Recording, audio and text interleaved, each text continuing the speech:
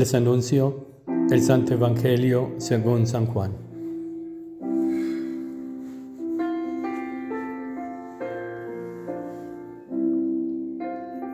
En aquel tiempo, muchos discípulos de Jesús, al oírlo, dijeron: Este modo de hablar es duro. ¿Quién puede hacerle caso? Adivinando Jesús que sus discípulos lo criticaban, les dijo: ¿Esto os hace vacilar? ¿Y si vierais al Hijo del Hombre subir a donde estaba antes?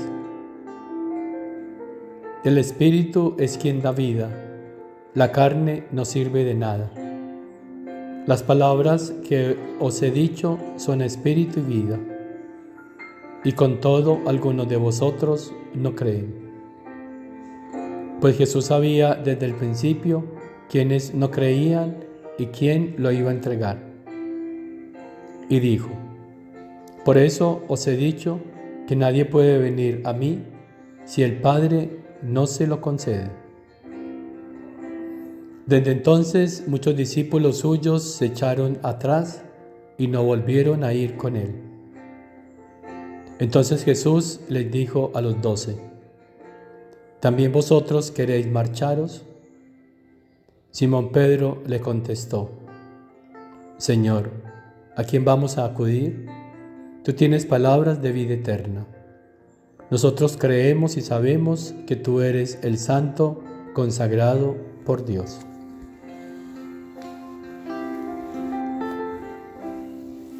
Palabra del Señor. El modo de hablar. Aquí está marcada la diferencia entre aquel que parece ser religioso de aquel que realmente lleva una vida espiritual auténtica. En los modos de vivir, en el modo de pensar, en el modo de ver las cosas, en el modo de hablar. Los judíos eran religiosos, sí, pero su religiosidad era humana. Eran modos humanos. Y por eso les costaba tanto entender el modo divino de hablar de Jesús. Porque escuchaban a la manera humana. Y lo divino hay que escucharlo desde lo divino. Lo divino hay que mirarlo desde lo divino. Lo que es de Dios hay que tomarlo desde Dios. Desde nuestra humanidad es imposible. Y entonces los judíos no entendían, se escandalizaban y criticaban a Jesús, porque lo habían escuchado cuando decía que Él era el pan verdadero, y que quien come este pan vivirá para siempre. Ellos no entendían. Su manera humana les impedía entenderlo. Entonces dice el Evangelio que lo criticaban, lo juzgaron, y muchos de ellos se echaron atrás y no volvieron a ir con Él. Se lo perdieron, hermanos. Eso es una actitud, es un signo de una voluntad humana arraigada, dominante. Religioso sí, pero la voluntad humana era la que dominaba, reinaba y mandaba en ellos. Esa voluntad humana, ¿qué hace? Confundir, enceguecer, ensordecer, el tapar el entendimiento.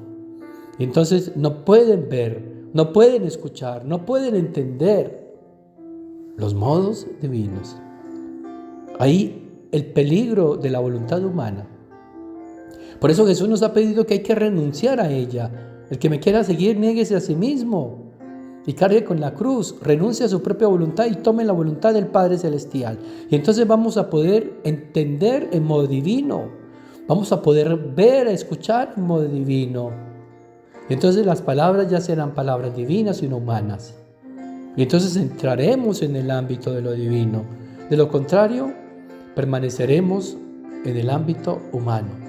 Religiosos sí, practicando los sacramentos sí, pero en una lucha incansable donde las miserias, las pasiones y los pecados nos dominan, porque vivimos una vida religiosa, pero desde nuestra humanidad.